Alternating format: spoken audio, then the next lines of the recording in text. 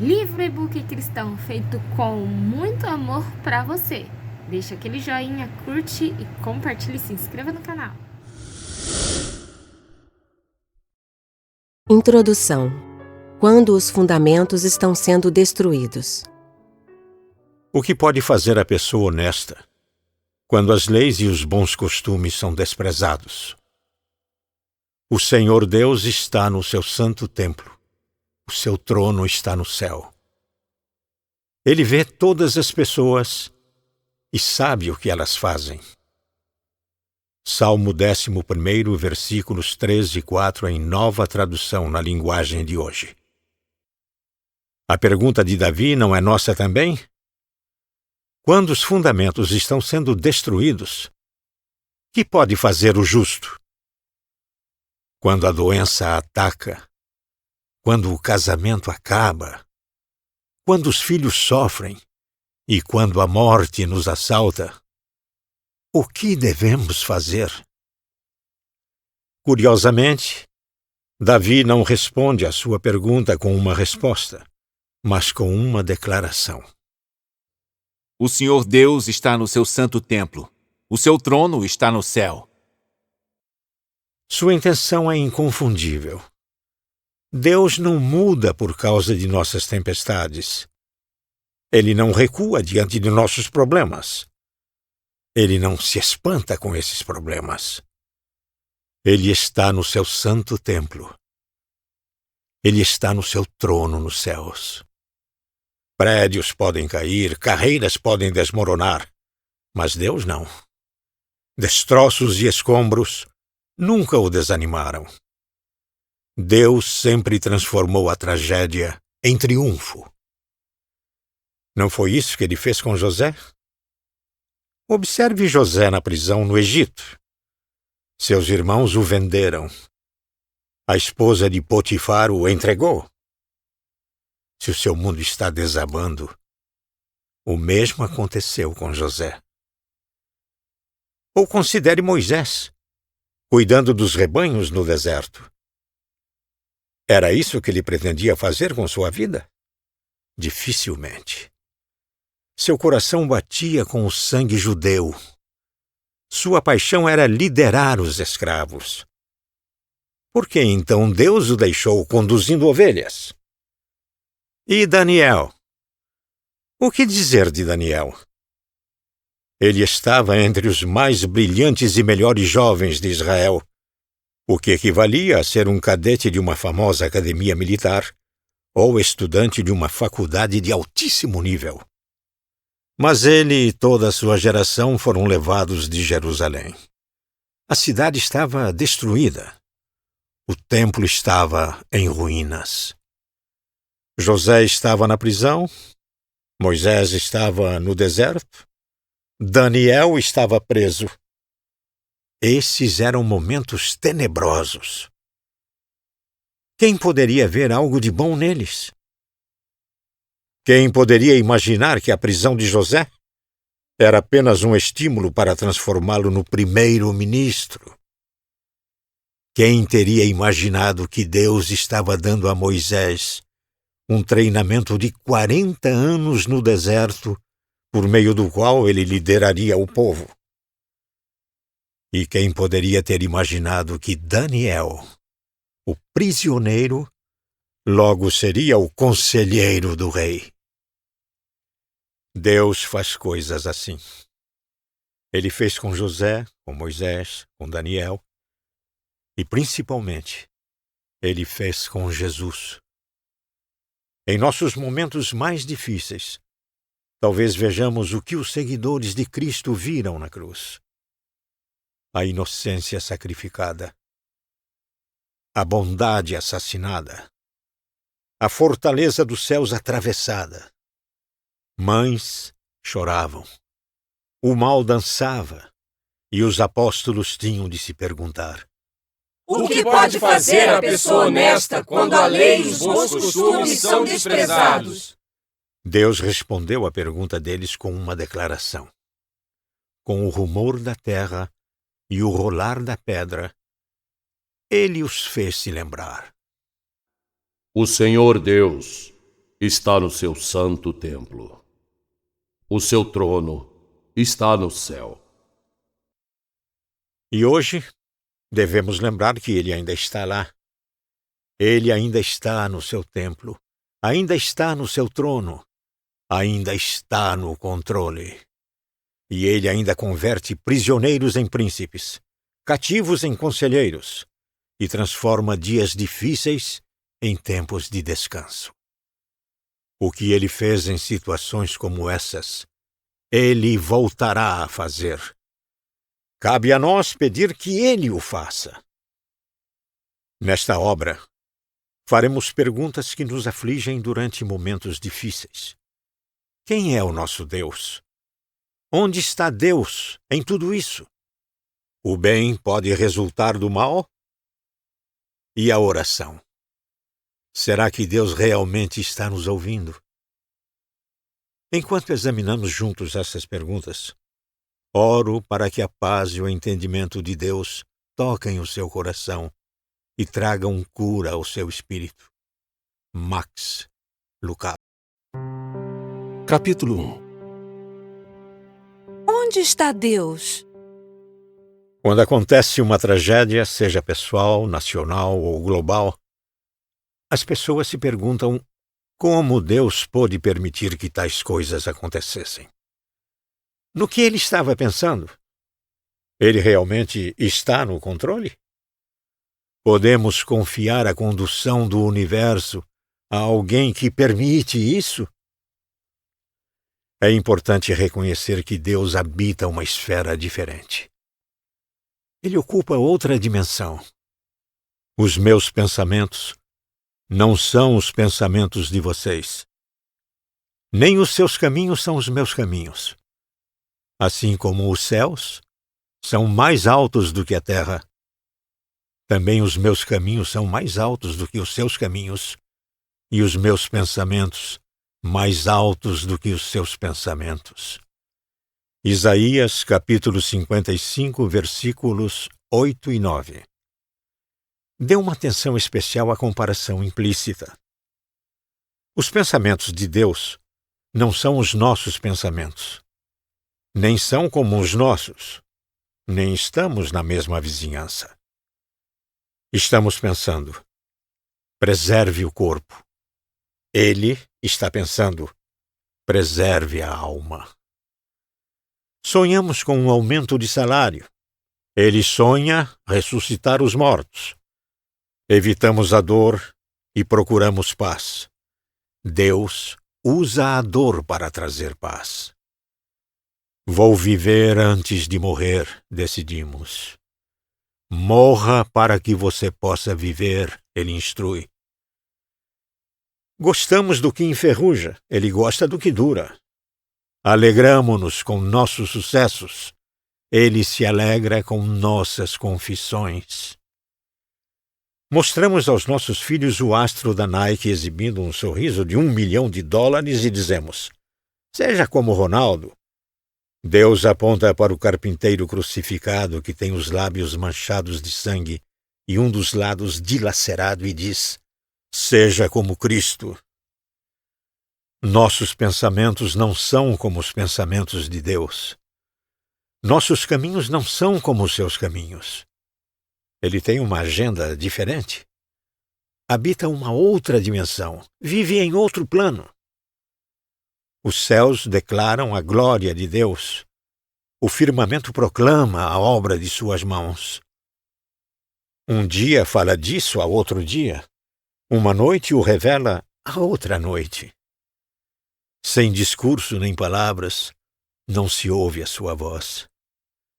Mas a sua voz ressoa por toda a terra, e as suas palavras até os confins do mundo. Salmo 19, versículos 1 e 4. A natureza é a oficina de Deus. O céu é o seu currículo. O universo é seu cartão de visita. Você quer saber quem é Deus? Veja o que ele fez. Você quer conhecer o poder de Deus? Dê uma olhada em sua criação. Está curioso para saber sobre a força de Deus? Faça uma visita à sua casa. Avenida 1 bilhão de estrelas do céu. Quer saber qual é o tamanho de Deus? Saia à noite e olhe para a luz das estrelas emitida há 1 milhão de anos. E depois leia Crônicas Segundas, capítulo 2, versículo 6. Quem é capaz de construir um templo para ele, Deus, visto que os céus não podem contê-lo, nem mesmo os mais altos céus?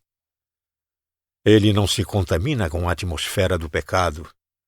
Não é controlado pela linha do tempo da história. Não é impedido pelo cansaço do corpo. O que controla você não controla Deus. O que preocupa você não preocupa Deus. O que cansa você não cansa Deus. A águia se incomoda com o tráfego? Não. Ela voa acima dele. A baleia fica inquieta com um furacão? É claro que não. Ela mergulha abaixo dele. O leão se agita com um rato no meio de seu caminho? Não, ele pisa no rato. E quão mais Deus é capaz de voar acima e mergulhar abaixo de nossos problemas e pisar neles. O que é impossível para o homem é possível para Deus. Veja Mateus, capítulo 19, versículo 26. Nossas perguntas traem nosso entendimento.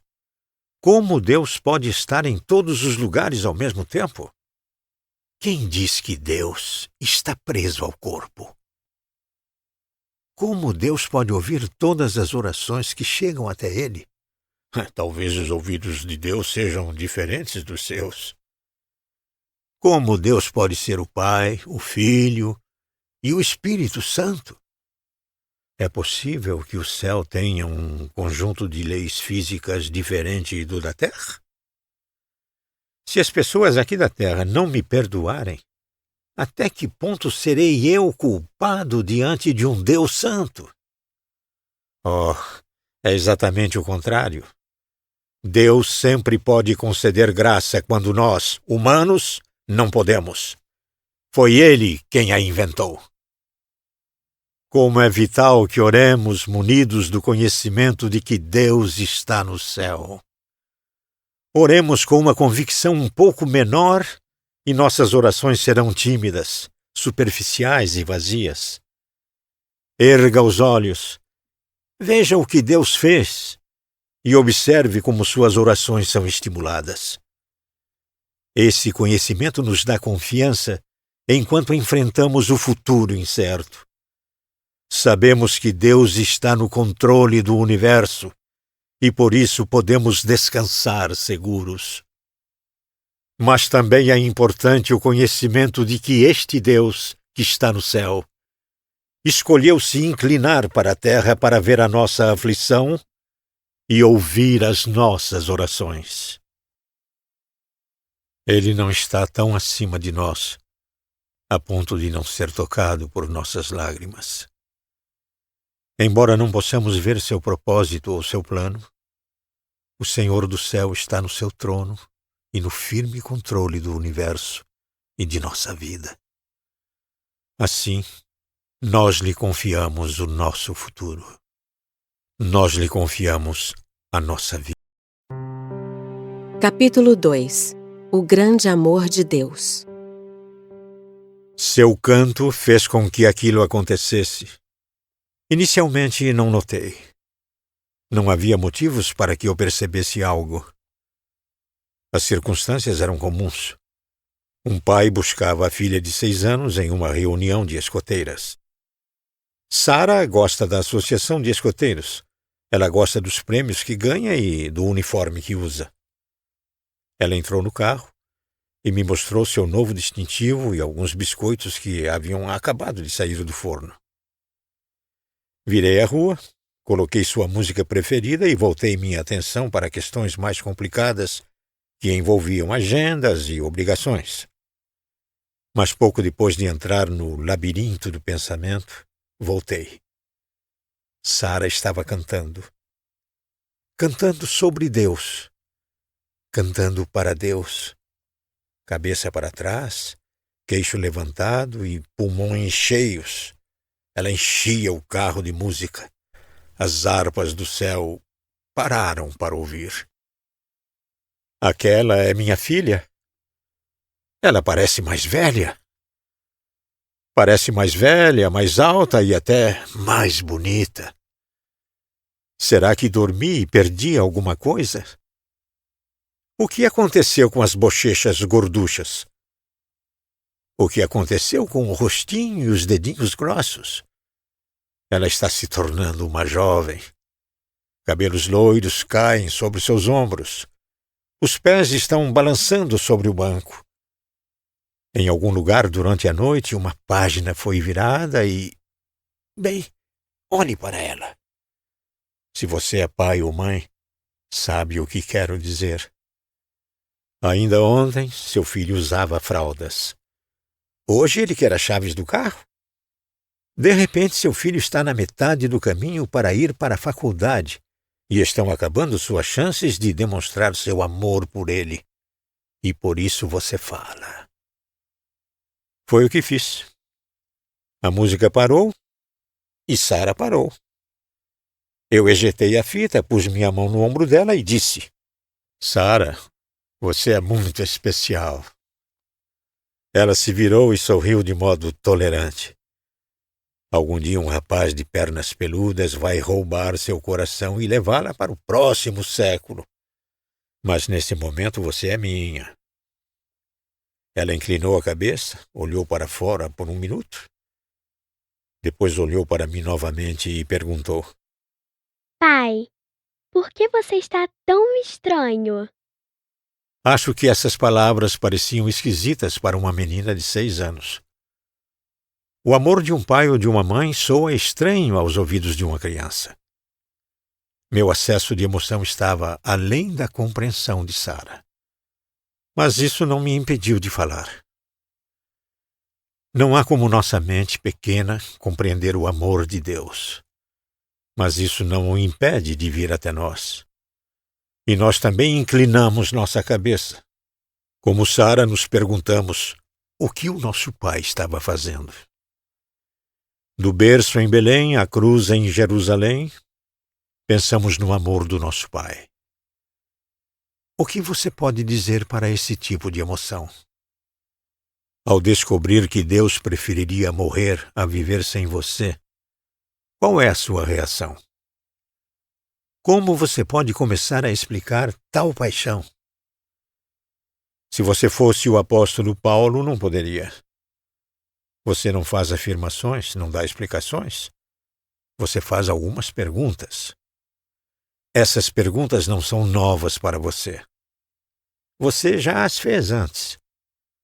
À noite você as fez. Nos momentos de raiva você as fez.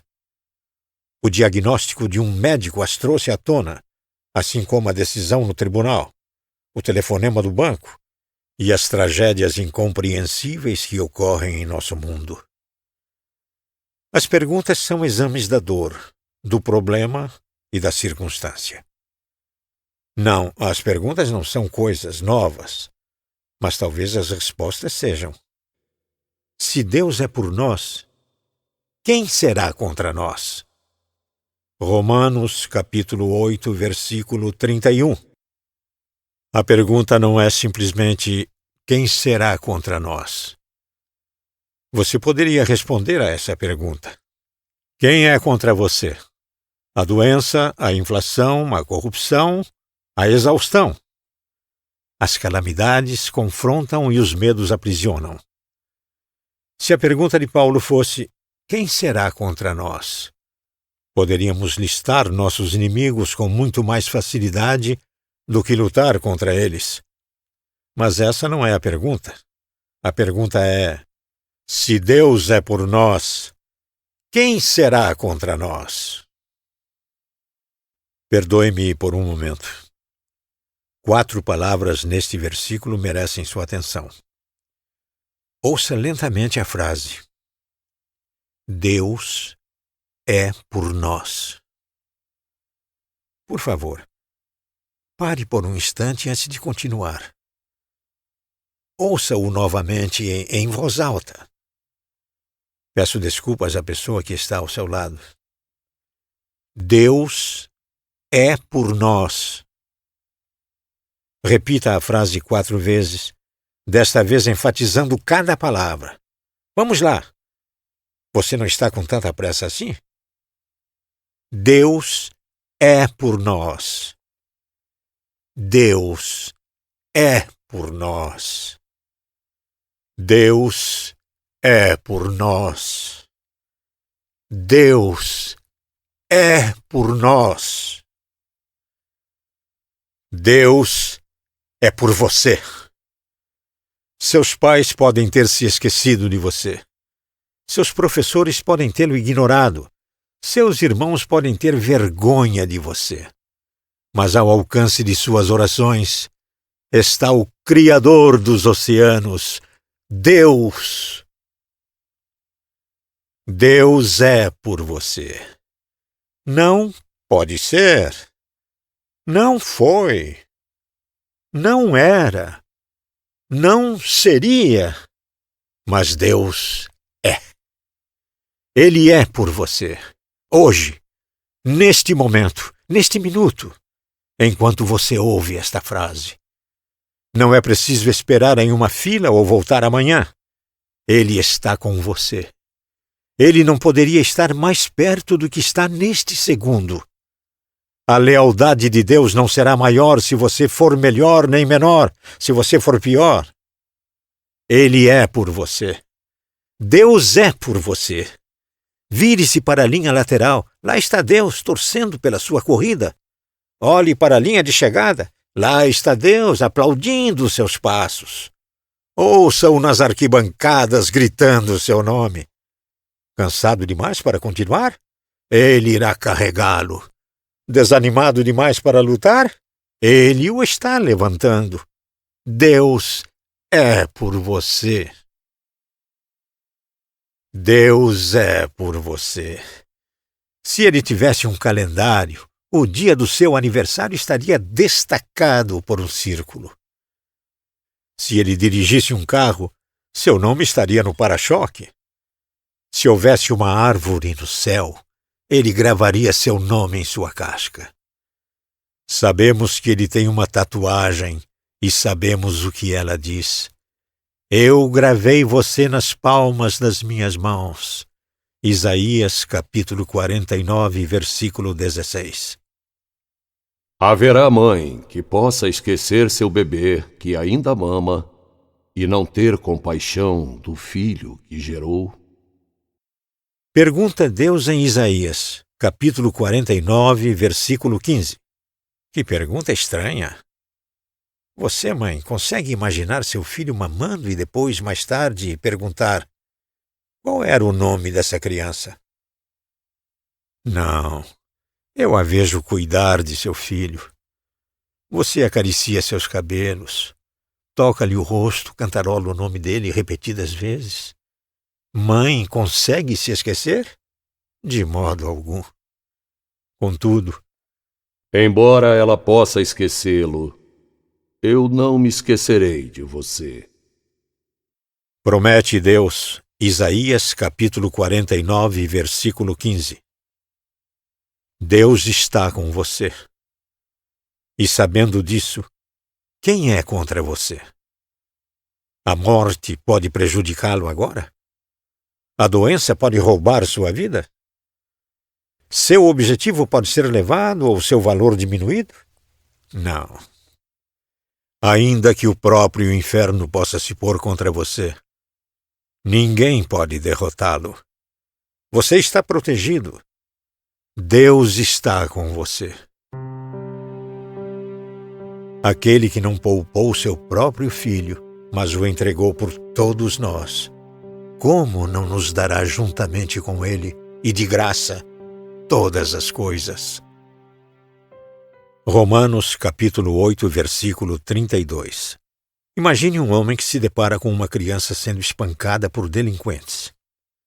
Ele se atira no meio da confusão, salva o menino e o leva para um hospital. O garoto recebe cuidados até se restabelecer. O homem paga o tratamento da criança. Descobre que a criança é órfã. A adota e lhe dá o seu nome. E então, certa noite, depois de meses, o pai ouve o filho chorando no travesseiro. Ele vai até o filho e pergunta o motivo de sua tristeza. Estou preocupado, pai. Estou preocupado com o dia de amanhã. Onde vou conseguir comida para comer? Como vou comprar roupas para continuar aquecido? E onde vou dormir? Com toda razão, o pai fica preocupado. Eu não lhe mostrei? Você não entende? Arrisquei minha vida para salvá-lo. Dei meu dinheiro para tratá-lo. Você usa meu nome. Eu chamei de meu filho. Eu faria tudo isso e depois não supriria suas necessidades? Esta é a pergunta de Paulo. Aquele que entregou seu filho não supriria nossas necessidades? Mas ainda assim nos preocupamos. Preocupamo-nos com a Receita Federal, com o vestibular e com o FBI. Preocupamo-nos com a educação, a recreação e com o resfriado. Preocupamo-nos com a possibilidade de não termos dinheiro suficiente e, quando o temos, nos preocupamos porque não estamos certos de que conseguiremos administrá-lo bem. Preocupamo-nos porque o mundo acabará antes de o parquímetro vencer. Preocupamo-nos com o que o cachorro pensará se ele nos vir quando estivermos saindo do chuveiro. Preocupamo-nos porque algum dia descobriremos que aquele iogurte light engordava. Agora me diga honestamente, Deus salvou você para que você se preocupasse? Ele o ensinaria a andar só para vê-lo cair? Ele seria pregado na cruz por seus pecados e depois desprezaria suas orações? Vamos lá. As Escrituras estão nos provocando quando dizem: por que a seus anjos ele dará ordens a seu respeito para que o protejam em todos os seus caminhos? Salmo 91, versículo 11. Não creio que estejam. Quem nos separará do amor de Cristo? Romanos 8, versículo 35. Aí está. Esta é a pergunta. Aqui está o que queremos saber. Queremos saber até quando o amor de Deus durará. Deus realmente nos ama para sempre?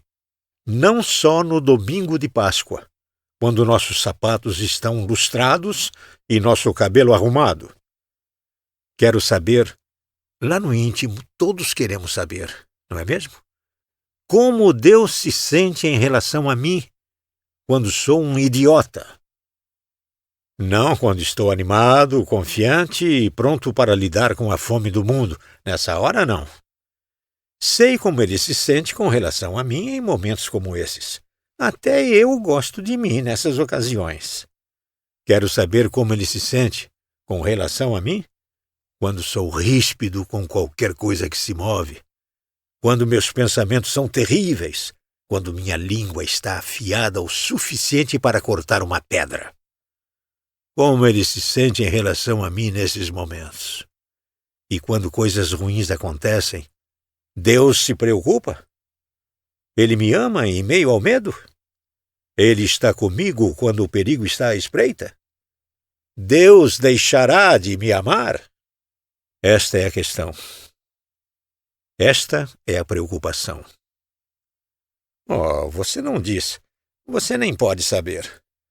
Mas eu posso vê-lo em seu rosto. Posso ouvi-lo em suas palavras. Será que exagerei nesta semana? Na última terça-feira, quando bebi vodka até não conseguir andar. Na última quinta-feira, quando meus negócios me levaram a um lugar que não tinha nada a ver.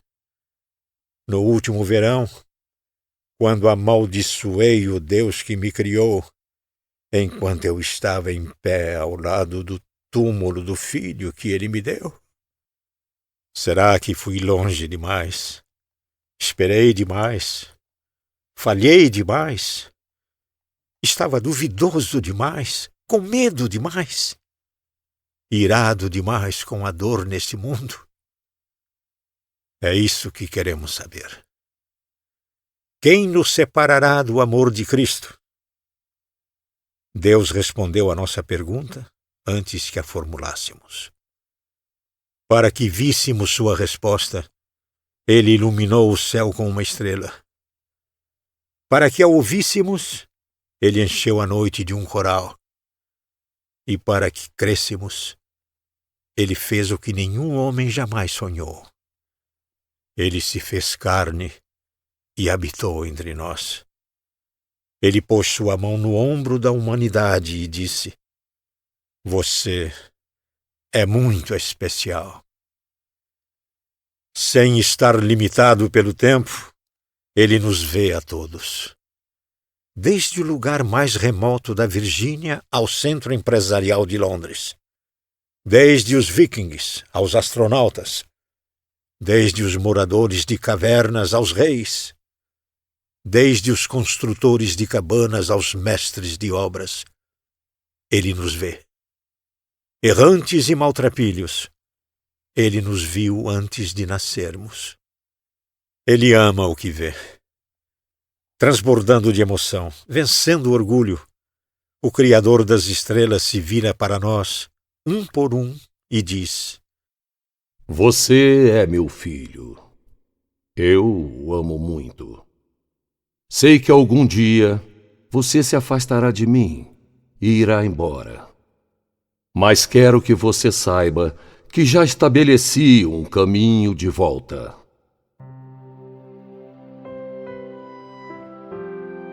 E para provar, Ele fez algo extraordinário.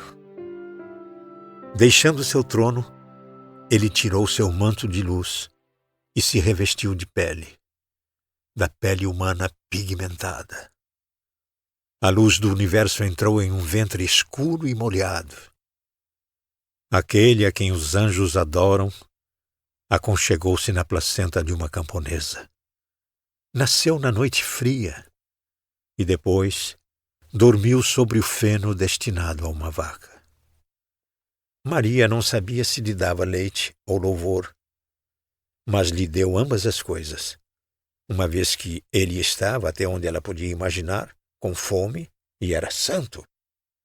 José não sabia se o chamava de Júnior ou pai, mas no final ele o chamou de Jesus, seguindo as palavras do anjo e reconhecendo não ter a mínima ideia do nome que deveria dar a um Deus que ele poderia embalar nos braços. Nem Maria nem José foram tão diretos como minha Sara em suas palavras. Mas você não acha que a cabeça dele se inclinou e a mente se perguntou: Afinal, o que você está fazendo, Deus? Ou melhor, Deus, o que você está fazendo no mundo? Alguma coisa pode me fazer parar de amar você? Pergunta Deus. Escuta falar a sua língua, dormir na sua terra e sentir as suas dores. Veja o Criador da visão e do som, enquanto ele espirra, tosse e assoa o nariz. Você me pergunta se eu entendo como você se sente? Olhe nos olhos alegres da criança em Nazaré. É Deus indo para a escola.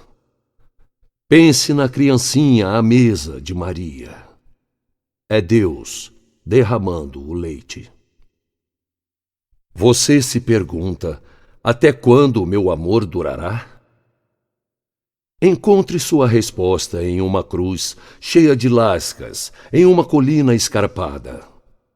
Sou eu, seu Criador, seu Deus, que você vê lá em cima. Transpassado por cravos e jorrando sangue, todo cuspido e molhado pelo pecado. É o seu pecado que estou sentindo. É a sua morte que estou morrendo. É a sua ressurreição que estou vivendo. Isso é o quanto eu amo você. Alguma coisa pode nos separar? Pergunta o filho primogênito. Ouça a resposta e firme seu futuro nas palavras de Paulo. Estou convencido de que nem morte, nem vida, nem anjos, nem demônios, nem o presente, nem o futuro, nem quaisquer poderes, nem altura, nem profundidade, nem qualquer outra coisa na criação será capaz de nos separar do amor de Deus que está em Cristo Jesus, nosso Senhor. Romanos capítulo 8, versículos 38 e 39. Capítulo 3. Com os olhos no Pai. É 2 vezes melhor para nós pensarmos em Deus do que pensarmos em qualquer outra pessoa ou coisa. Deus quer que comecemos e terminemos nossas orações pensando nele. Quanto mais focados estivermos nas coisas lá do alto, mais inspirados estaremos aqui na terra. Ampliar.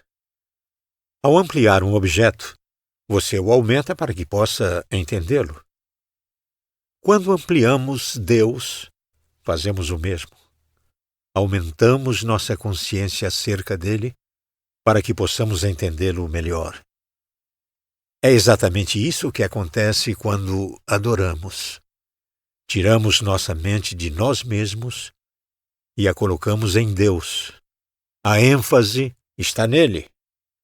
Gosto do modo como a última frase da oração do Senhor é traduzida na The Message, a mensagem. Mateus, capítulo 6, versículo 13. Você está no comando. Você pode fazer o que quiser. Você resplandece na beleza. Sim, sim, sim. Poderia ser mais simples. Deus está no comando. Este conceito não é estranho para nós. Quando o garçom do restaurante lhe traz um hambúrguer frio e um refrigerante quente, você quer saber quem é o chefe dele. Quando um camarada jovem quer impressionar sua namorada, ele a leva à loja de conveniência onde ele trabalha e diz, com orgulho, toda noite, das 5 às 10, eu sou o chefe aqui. Sabemos o que significa estar no comando de um restaurante ou de uma loja. Mas, e estar no comando do universo? É isso que Jesus declara. Esse poder, ele, Deus, exerceu em Cristo, ressuscitando-o dos mortos e fazendo-o assentar-se à sua direita, nas regiões celestiais, muito acima de todo governo e autoridade, poder e domínio, e de todo nome que se possa mencionar, não apenas nesta era, mas também na que há de vir. Deus colocou todas as coisas debaixo de seus pés e o designou cabeça de todas as coisas para a igreja. Efésios, capítulo 1, versículos 20 e 22. Há muitos exemplos acerca da autoridade de Jesus, mas só mencionarei um de meus favoritos. Jesus e os discípulos estão em um barco atravessando o mar da Galileia. Uma tempestade surge de repente, e o que era calmo fica violento. Ondas terríveis se levantam do mar e batem na embarcação. Marcos descreve claramente a cena. Levantou-se um forte vendaval e as ondas se lançavam sobre o barco, de forma que este foi se enchendo de água. Marcos, capítulo 4, versículo 37. É muito importante que você tenha uma imagem precisa, por isso vou pedir que se imagine no barco. Trata-se de um barco forte, mas não propício para essas ondas de 3 metros de altura. Ele lança a proa primeiro em direção à parede de água. A força das ondas inclina perigosamente o barco até a proa parecer apontada para o céu. E quando você começa a temer que o barco vire para trás, ele se lança para frente e cai no vale de outra onda. Inúmeras mãos se unem às suas para agarrar o mastro. Todos os seus companheiros de barco estão com a cabeça molhada e os olhos arregalados. Você tenta ouvir uma voz que traga calma, mas tudo o que ouve são gritos e preces. De repente lhe ocorre uma coisa. Falta alguém? Onde está Jesus? Ele não está no mastro. Ele também não está agarrado a canto algum. Onde ele está? Então você ouve algo, um barulho, um som deslocado. Era como se alguém estivesse roncando. Você se vira e olha, e lá está Jesus, enrolado na popa do barco, dormindo. Você não sabe se fica surpreso ou furioso. Então sente ambas as coisas. Como ele pode dormir em um momento como esse? Ou, como perguntaram os discípulos: Mestre, não te importas que morramos? Marcos, capítulo 4, versículo 38. A tempestade que deixou os discípulos em pânico o deixa com sono. O que pôs medo nos olhos deles, o pôs para dormir. O barco era um túmulo para os seguidores de Jesus e um berço para Cristo. Como ele podia dormir durante a tempestade? Simples. Ele estava no comando do barco. Ele se levantou, repreendeu o vento e disse ao mar: Aquiete-se, acalme-se. O vento se aquietou e fez-se completa bonança. Então perguntou aos seus discípulos: Por que vocês estão com tanto medo? Ainda não têm fé? Marcos, capítulo 4, versículos 39 e 40. Incrível! Ele não entoa um mantra ou balança uma varinha mágica. Nenhum anjo é chamado. Nenhuma ajuda é necessária. O mar enfurecido se acalma no mesmo instante. Uma calma imediata. Nem uma onda, nem uma gota, nem uma rajada de vento. Em um instante, o mar deixa de ser uma torrente agitada para ser um lago tranquilo. Qual a reação dos discípulos? Ouça o versículo 41. Eles estavam apavorados e perguntavam uns aos outros: Quem é este que até o vento e o mar lhe obedecem? Eles nunca conheceram um homem como aquele. As ondas estavam sujeitas a ele, e os ventos eram seus servos. E isso era apenas o começo daquilo que os companheiros de mar de Jesus testemunhariam. Antes de tudo acabar, eles veriam peixes pularem para dentro do barco, demônios se precipitarem em porcos, paralíticos passarem a dançar e cadáveres se tornarem pessoas vivas e com fôlego de vida. Até aos espíritos imundos ele dá ordens e eles lhe obedecem. Marcos, capítulo 1, versículo 27. É de admirar que os discípulos estivessem dispostos a morrer por Jesus? Eles nunca haviam visto tal poder, nunca haviam visto tal glória. Era como se todo o universo fosse o reino de Jesus. Você não teria necessidade de explicar esse versículo para eles. Eles saberiam o que ele significava. Porque teu é o reino, o poder e a glória para sempre. Mateus, capítulo 6, versículo 13. Na verdade, seriam 2 desses pescadores resgatados a declarar a autoridade de Jesus mais claramente. Ouça o que diz João: Aquele que está em vocês é maior do que aquele que está no mundo. João, livro 1, capítulo 4, versículo 4. Ouça o que diz Pedro: Jesus subiu aos céus e está à direita de Deus. A ele estão sujeitos anjos, autoridades e poderes. 1 Pedro, capítulo 3, versículo 22. É justo que eles declarem: a autoridade de Jesus. É justo que façamos o mesmo. E quando o fazemos, declaramos sem dúvida: o governador do universo governa o nosso coração. Capítulo 4. O bem triunfa. Como Deus pode permitir que o mal traga destruição e perda à nossa vida? Por que Ele não nos protege dos que cometem atos pecaminosos e maus? Nosso coração dói, nossas perguntas se agitam, e não obstante, vimos a bondade surgir da tragédia e da dor. Feitos heróicos, a compaixão abnegada, um senso de comunidade do tipo todos por um. De algum modo, em meio a algo mal, a bondade luta para prevalecer. É de fato possível que algo mal pudesse acabar por ser usado para o bem?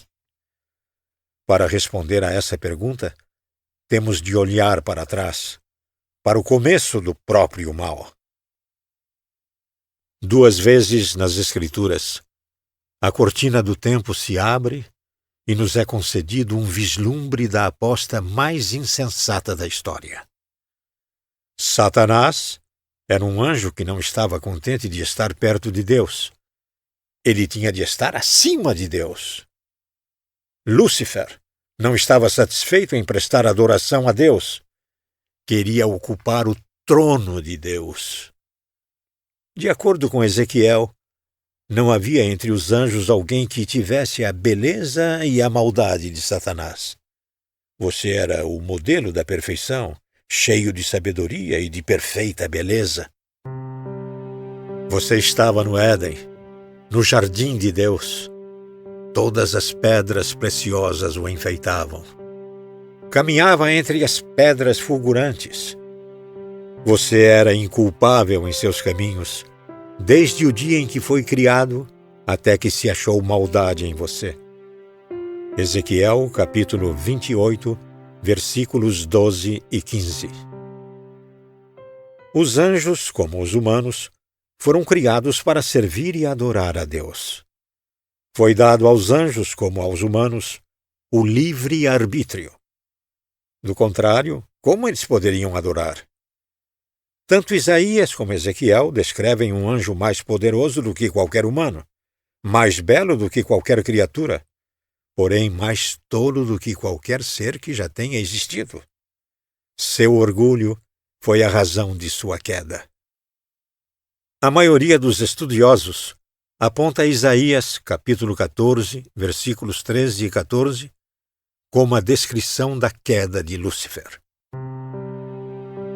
Subirei aos céus, erguerei o meu trono acima das estrelas de Deus. Eu me assentarei no monte da Assembleia, no ponto mais elevado do Monte Santo. Subirei mais alto que as mais altas nuvens. Serei como o Altíssimo. Você não pode perder a cadência de arrogância nas palavras. Subirei, erguerei, me assentarei, subirei, serei. Uma vez que tentou ser como Deus, Satanás se afastou de Deus e passou a história tentando convencer-nos a fazer o mesmo. Não foi essa a estratégia que ele usou com Eva? Vocês serão como Deus, ele prometeu. Gênesis, capítulo 3, versículo 5.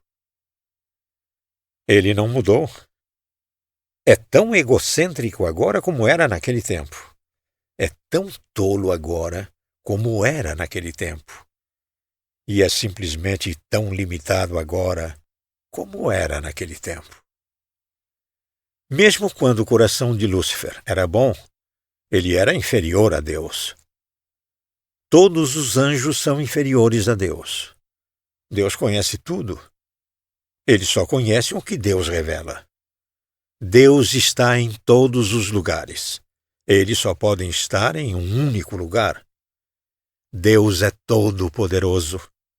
Os anjos só são poderosos até onde Deus lhes permite ser. Todos os anjos, incluindo Satanás, são inferiores a Deus. E isso talvez surpreenda você. Satanás ainda é um servo de Deus. Ele não quer ser, não pretende ser, não gostaria de nada menos do que construir seu próprio reino. Mas ele não pode. Toda vez que tenta promover sua causa, ele acaba por promover a causa de Deus. Erwin Lutzer articula este pensamento em seu livro A Serpente do Paraíso. O diabo é tão servo de Deus em sua rebelião quanto era nos dias de sua doce obediência. Não podemos citar Lutero com muita frequência. O diabo é o diabo de Deus. Satanás tem papéis diferentes a desempenhar, dependendo do conselho e dos propósitos de Deus. Ele tem por obrigação o serviço de cumprir a vontade de Deus no mundo. Ele deve fazer o que o Todo-Poderoso disser. Devemos lembrar que ele tem poderes terríveis, mas saber que esses poderes só podem ser exercidos sob a direção e o agrado de Deus nos dá esperanças. Satanás não está simplesmente livre para devastar as pessoas à vontade. Satanás está fazendo o que o Todo-Poderoso diz. Está buscando a permissão de Deus. Tal linguagem soa estranha aos seus ouvidos? Talvez. Se for o caso, você pode estar certo de que Satanás preferiria que você não ouvisse o que estou para dizer. Ele preferiria, certamente, que você fosse enganado a pensar nele como uma força independente, com poder ilimitado. Satanás não tem nenhum poder, exceto o poder que Deus permite. Ele preferiria que você nunca ouvisse as palavras de João. Aquele que está em você, o Espírito de Deus, é maior do que aquele que está no mundo, o diabo.